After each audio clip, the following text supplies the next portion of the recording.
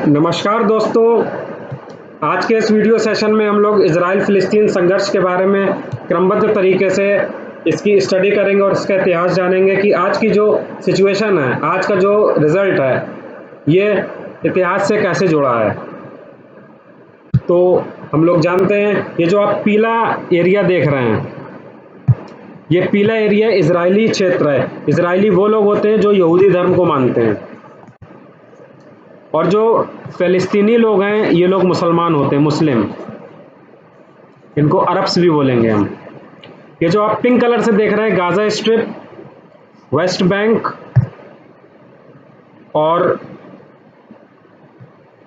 Golan Heights, ये सारे आपके विवादास्पद जगहें हैं। इसमें फ़िलिस्तीनियों का क्या कहना है? फ़िलिस्तीनियों का कहना है कि हम गाज़ा सिटी और वेस्ट बैंक को मिला के एक इंडिपेंडेंट फ़िलिस्तीन नेशन बनाएंगे, जिसकी राजधानी इसका ईस्ट जेरूसलम होगा। जबकि इजराइलियों का ये कहना है कि इस पूरे जेरूसलम में केवल हमारा अधिकार है। अगर मुस्लिम लोग जेरूसलम की बात कर रहे हैं, इजरायली लोग जेरूसलम की बात कर रहे हैं, तो हमको ये जानना ज़रूरी होगा कि जेरूसलम इम्पोर्टेंट क्यों है। देखते हैं जेरूसलम क्यों इम्पोर्टेंट है। जेरूसलम इसलिए इम्पोर्टेंट है क्योंकि ये तीन धर्म यानी कि यहूदी, क्रिश्चियनिटी और इस्लाम का पवित्र स्थल माना जाता है। यहाँ पे इसका इतिहास छुपा हुआ है। कुछ तथ्य हमको जानने ज़रूरी हैं। जो इब्राहिम जी थे, जिनका जन्म या जिनका कार्यकाल 2000 BC यानी कि 2000 साल पहले ईसा मसीह के जन्म के ये एग्जिस्ट करते थे। इनके दो बेटे थे, इस्माइल और इसहाक। इस्माइल और इसहाक। इसहाक की लाइनेज से हैं मूसा जी, और इस्माइल की लाइन से हैं मोहम्मद साहब। इसलिए जो इब्राहिम हुए, ये इनके फाउंडिंग फादर्स, फोर फादर बोले इनको, या इनको इनके परम पिता बोल सकते हैं। और इन तीनों रिलीजन को हम लोग अब्राहमिकल रिलीजन भी बोलते हैं, यानी कि एक भगवान पे विश्वास करना। अब जेरूसलम की बात हो रही थी, तो ये जानना ज़रूरी है कि जेरूसलम क्यों इम्पोर्टेंट है। लगभग 1500 ईसा पूर्व में मूसा जी का कार्यकाल था। तो वहाँ पे उस फ़िलिस्तीनी रीजन में इन्होंने उन लोगों को बसाया जो सामाजिक और शारीरिक रूप से प्रताड़ित थे। आपको मैं ये बताता चलूँ कि कभी भी कोई भी एक नई क्रांति होगी, कोई एक नया धर्म आएगा, वो तभी आएगा जब समाज में कुरीतियाँ या प्रताड़ना होती चली आ रही होगी, तो उसको ख़त्म करने के लिए एक नई चीज़ आती है। तो ऐसा ही कुछ हुआ होगा जब मूसा जी ने उन जातियों को बसाया, एक स्टैंड लिया। पॉइंट नंबर 2, इसी जगह पे जेरूसलम में ही इब्राहिम जी के बेटे इस्माइल को भगवान के लिए यहाँ बलिदान दिया गया था। ऐसा क्यों हुआ था? क्योंकि उनको ईश्वरीय आदेश हुआ था। पॉइंट नंबर 3, यहाँ पे एक मंदिर था जिसका नाम सुलेमानी मंदिर था, बाद में उसे खंडित कर दिया गया था। जब वो खंडहर बचा तो केवल एक दीवार बची, उसको हम लोग वेस्टर्न वॉल बोलते हैं, यानी कि पश्चिमी दीवार बोलते हैं।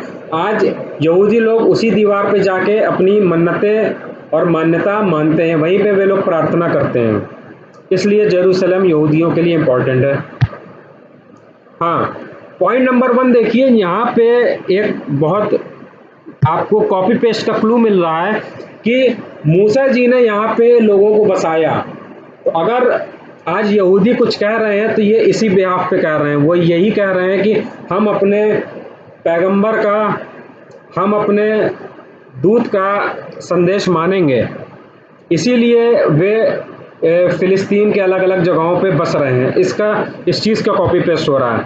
क्रिश्चियन हिस्ट्री जानते हैं, जो ईसा मसीह थे उनको यहाँ पे मारा गया, और ऐसा इतिहासकार कहते हैं कि जहाँ पे उनकी डेड बॉडी रखी गई, वहाँ से ईश्वर ने उसको सीधे ऊपर उठा लिया। तो जब ऊपर उठा लिया, तो जहाँ पे आज क्रिश्चियंस लोग जाते हैं अपनी प्रेयर्स करने, वहाँ पे एक्चुअली उनकी डेड बॉडी नहीं है। तो पॉइंट नंबर 1, ईसा मसीह ने आखिरी बार अपना प्रवचन अपने अनुयायियों को यहीं पे दिया और जेरूसलम में आखिरी बार खाना खाया था। पॉइंट नंबर 2, अब बाइबल में ऐसा लिखा है कि ईसा मसीह का पुनर्जन्म यहीं पे होगा जेरूसलम में, इसलिए ये क्रिश्चियंस पॉइंट ऑफ व्यू से बहुत इंपॉर्टेंट हो जाता है। अब इस्लामिक हिस्ट्री क्या कहती है? आज के जो सिनारियो है, आज का जो प्रवेश है, इसमें मुसलमान लोग मक्का की दिशा में प्रेयर्स करते हैं और इससे पहले जेरूसलम की दिशा में करते थे, जिसे किबला बोलते हैं। तो इसलिए ये Islamic history point of view से इंपॉर्टेंट हुआ। फिर पॉइंट नंबर 2, पैगंबर ने यानी कि पैगंबर मोहम्मद जी ने मक्का से जेरूसलम एक रात में यात्रा की और फिर 7 आसमान पार करके भगवान से सीधे बात की। इसको इस्लामिक हिस्ट्री में मेराज बोलते हैं। मेराज, इसमें ऐसा कहा जाता है कि मोहम्मद साहब को इस्लामिक रिचुअल्स यानी कि इस्लामिक रीति रिवाज की यहाँ पे उनको ज्ञान मिला था। यहीं पे मस्जिद अक्सा है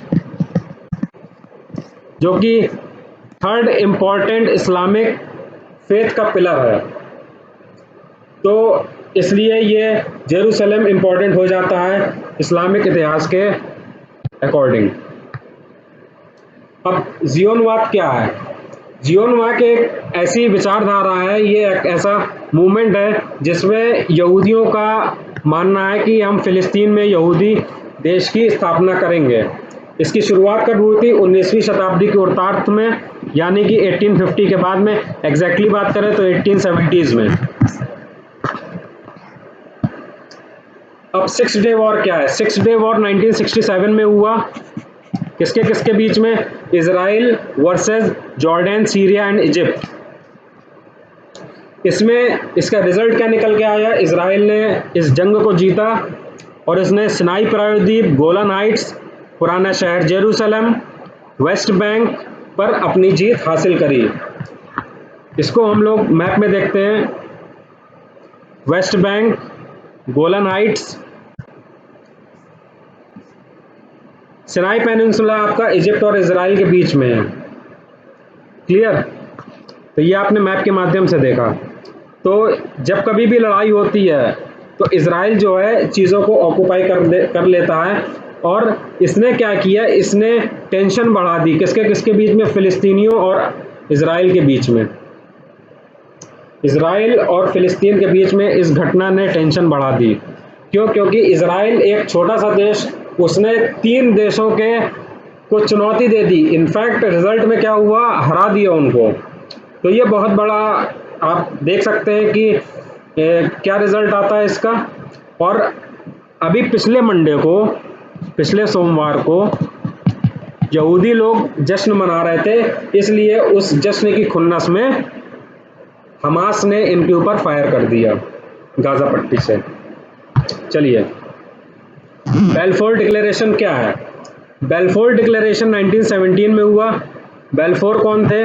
बेल्फोर विदेशी सचिव थे ब्रिटिश गवर्नमेंट के।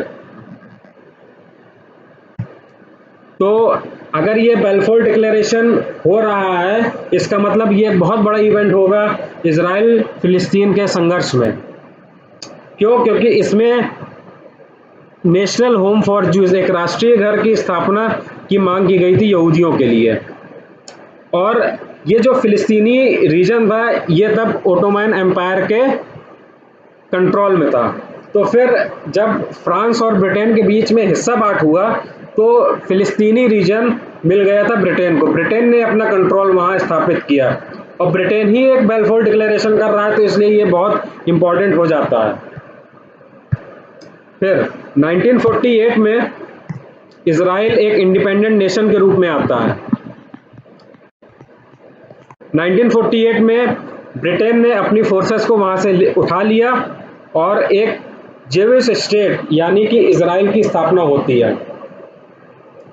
इजराइल कौन है? इजराइल मूसा जी के पूर्वज हैं। उन्होंने 12 जातियों को मिला के, उन्होंने 12 जातियों को सुमेलित करके उस फिलिस्तीनी रीजन में बसाया था। तो इसलिए उनके बिहाफ पे उसका नाम इजराइल है।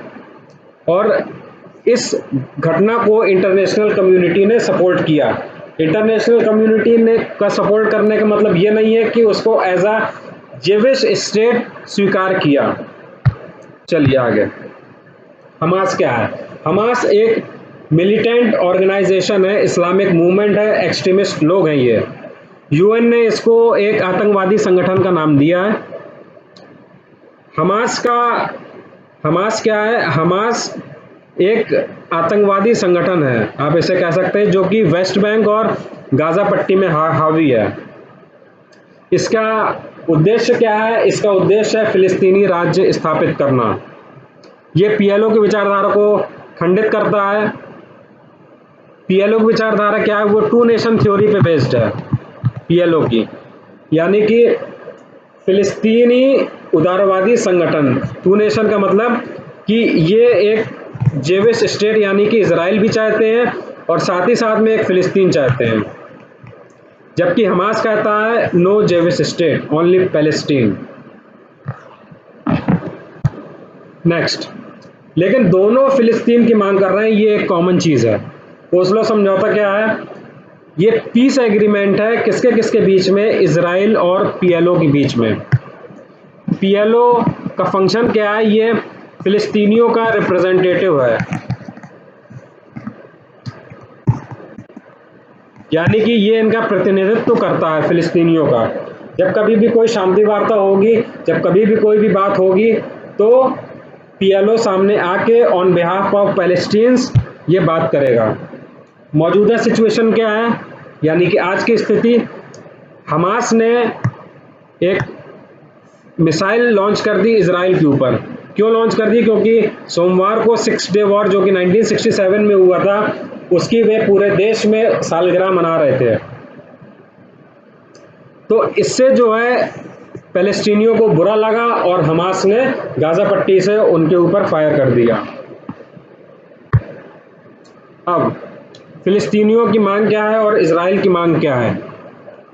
फिलिस्तीनी ये चाहते हैं कि जो 1967 में जो 6 डे वॉर हुआ था, तब इजराइल की अपनी कुछ हदें होंगी। जब 1967 का वॉर जीत गया इजराइल, तो उन्होंने कुछ कुछ जगहों पे कब्जे कर लिए। तो फिलिस्तीनियों का ये कहना है 1967 के पहले आपके जो बॉर्डर थे, आप वहीं तक सीमित रहें, और वेस्ट बैंक को और गाजा पट्टी को मिला के हम एक स्टेट बनाना चाहते हैं। ये आप देखें,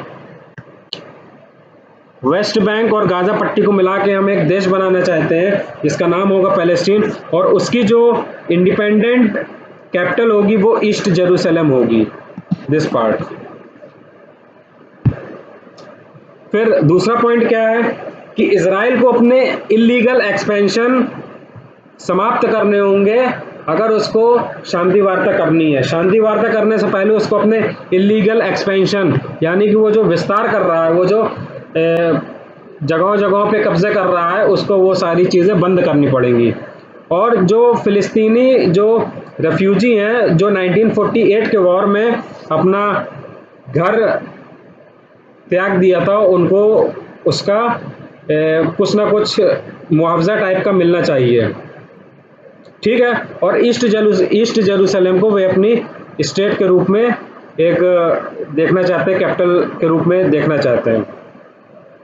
अब इजराइलियों की मांग क्या है? वे कहते हैं कि पूरे जेरूसलम में हमारी ही संप्रभुता कायम रहेगी। पूरे इजराइलियों का क्लेम ये है कि पूरे जेरूसलम में हमारी ही संप्रभुता कायम रहेगी, और इजराइल की मांग ये है कि पूरा विश्व उसको एक जेविश नेशन यानी एक यहूदी राष्ट्र के रूप में मान्यता दे। पहला राष्ट्र कौन है? इजिप्ट है, जिसने इजराइल को एज अ नेशन मान्यता दी है। कुछ लोग इसको आतंकवादी देश भी बोलते हैं।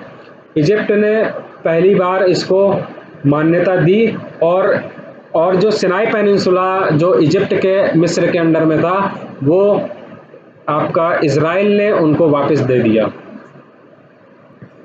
अब जान लेते हैं कि ये इतना इम्पोर्टेंट रोल क्यों प्ले कर रहा है। देखिए, ये जियोपॉलिटिकली, भू राजनीति के पॉइंट ऑफ व्यू से बहुत इम्पोर्टेंट है। क्यों इम्पोर्टेंट है? क्योंकि आपको अगर वेस्ट एशिया से वेस्ट एशिया से आपको अफ्रीका आना है तो आपको इस क्षेत्र से आना पड़ेगा। ठीक, जब आप दो कॉन्टिनेंट यहाँ पे मिल रहे हैं तो आदान प्रदान होगा। जो इस जगह पे बैठा रहेगा वो समंदर को भी कंट्रोल कर रहा है और वो लैंड को भी कंट्रोल कर रहा है, ज़मीन को भी कंट्रोल कर रहा है। तो जो आदमी यहाँ बैठेगा वो आर्थिक रूप से बहुत मजबूत हो जाएगा। दोनों कॉन्टिनेंट्स के बीच में विचारों का आदान प्रदान होगा, सामान का आदान प्रदान होगा। सामान का आदान प्रदान होगा तो पैसा बढ़ेगा जो यहाँ बैठेगा, क्योंकि वो एक चेक पोस्ट टाइप की लगा देगा, टैक्स लेगा। ठीक है, यहाँ पे समुद्री वाहन को भी वो संचालन करेगा। तो इसलिए ये भू राजनीति पॉइंट ऑफ व्यू से भी बहुत इंपॉर्टेंट हो जाता है। तो ये था आज का लेक्चर। आई होप आप लोगों को समझ में आया होगा, और जहाँ कहीं भी आप लोगों को डाउट हो आप कमेंट के माध्यम से बताएं, और इस वीडियो को ज़्यादा से ज़्यादा शेयर और लाइक करें। Thank you very much.